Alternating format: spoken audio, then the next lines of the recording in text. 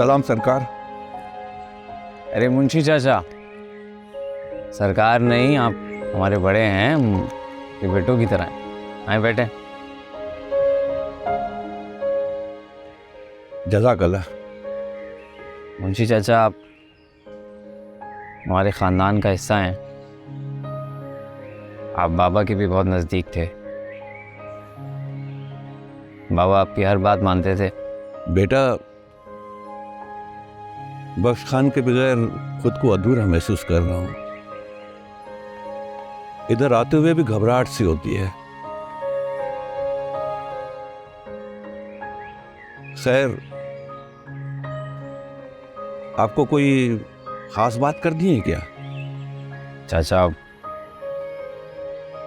बात यह है कि अम्मी की इद्दत भी ख़त्म हो गई है। छोटी सी बात है, मैं नहीं चाहता कि मैं हर चीज़ के लिए एजाज के सामने हाथ फैलाऊं। तो फिर क्या चाहते हो बेटा फयाज? चाचा, मैं ये नहीं चाहता कि अपनी मर्जी से जायदाद में हिस्सा लूं, ना ही मैं मलकियत का बंटवारा चाहता हूं। मैं बस चाहता हूं कि मैं किसी का मोहताज ना रहूं, अपना खुद का काम करूं, किसी के आगे पीछे दौड़ता ना रहूं। तुम्हें कौन रोक रहा है? खुलकर बताओ बेटा। चाचा, मैं अपना खुद का कारोबार करना चाहता हूं। मैं चाहता हूं कि अपनी ज़मीनें खुद काश्त करूं। चाचा, मैं फिर कह रहा हूं, कोई बंटवारा नहीं, ना ही मैं चाहता हूं कि कोई ज़मीन मेरे नाम पर हो। बस मैं चाहता हूं कि अपनी आमदनी खुद पैदा करूं। ये तो अच्छी बात है, भाई से मिलकर काम करो। नहीं चाचा, मैं अपना काम खुद करना चाहता हूं, भाई के साथ नहीं। देखो बेटा, जितना मुझे मालूम है, एजाज जिद्दी नहीं है। वो तुम्हारी हर बात मानेगा। जितना पैसा चाहोगे उतना पैसा तुम्हें देगा। अलग काम करोगे तो लोग क्या कहेंगे? कल बाप की आंख बंद हुई, आज भाई अलग हो गए। चाचा, हम अलग नहीं हो रहे हैं, हम भाई हैं, भाई ही रहेंगे। मैं एजाज की उतनी इज्जत करूंगा जितनी बाबा की करता था। बस मैं काम आज़ादी से करूंगा, बिना किसी की रोक टोक के साथ। फयाज बेटा, लोग... चाचा, लोगों को छोड़ें, हम एक ही छत के नीचे रहेंगे, कुछ नहीं होता। बेटा, मेरा ख्याल है कि आप बेगम साहबा से बात करें। वो आप दोनों की माँ है, बात घर में रहेगी। मैं एजाज बेटे को समझा दूंगा।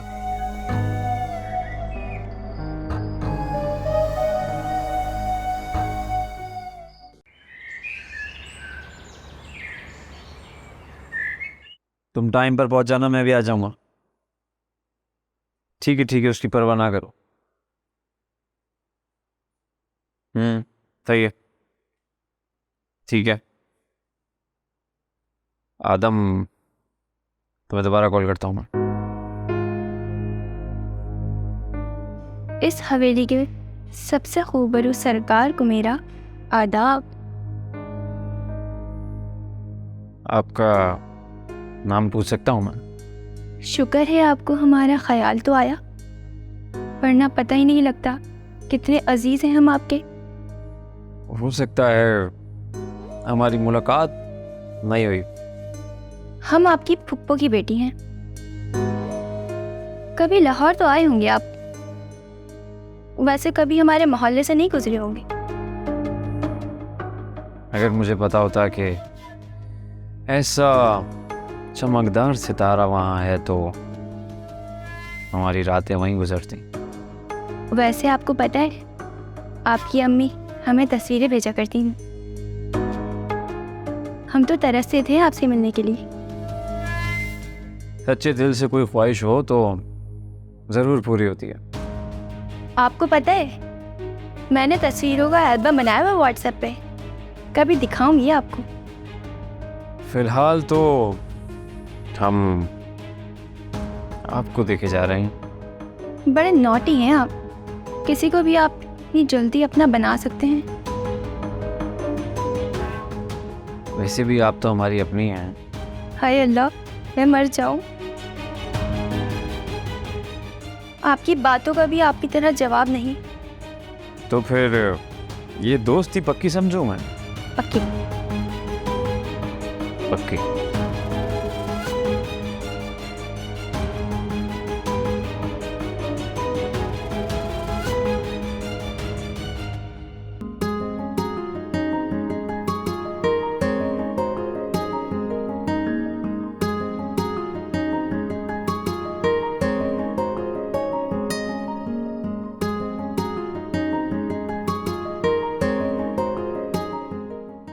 हाँ आदम। जी छोटे सरकार। हाँ आदम, गौर से सुनो। फार्म हाउस को अच्छे से तैयार करवा दो। हो सकता है हम अकबर बादशाह बनकर नूरजहां को साथ ले आएं। छोटे सरकार, वो चुड़ैल हुस्ना राजी हो गई है क्या? अरे वो भी एक दिन हमारी नूरजहां बनेगी, तुम फिक्र नहीं करो। बस जो कहा है वो करो। जो हुक्म छोटे सरकार।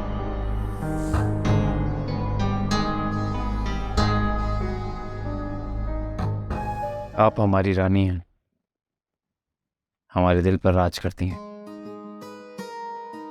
आप तो हमारी नूरजहां हैं, बल्कि उससे भी बढ़कर।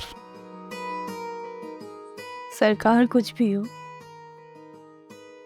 मगर हमारे तन और मन के मालिक आप ही हैं। हम तो आपके सामने सांसें भी डर के लेते हैं कि कहीं ज़्यादा सांस ना ले लें। उसने शायद आपको अभी तक यकीन नहीं आया कि आप हमारे साथ हैं। ये शाही महल, शाही बाग, सब आपके कदमों से गूंजते हैं, सांसें लेते हैं। और ज़्यादा खूबसूरत हो गए हैं ये फूल और उनकी खुशबू। नहीं सरकार, हमने तो कभी भी शाही महलात, बागात की तलब ही नहीं रखी। हमारे लिए तो इतना ही काफ़ी है कि हम आपके पास